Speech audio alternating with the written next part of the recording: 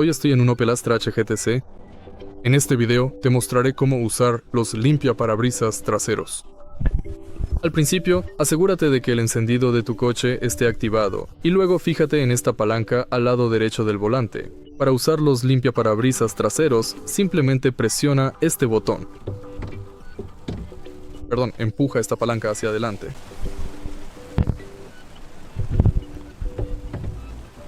Para desactivarlo, nuevamente, empújala hacia adelante.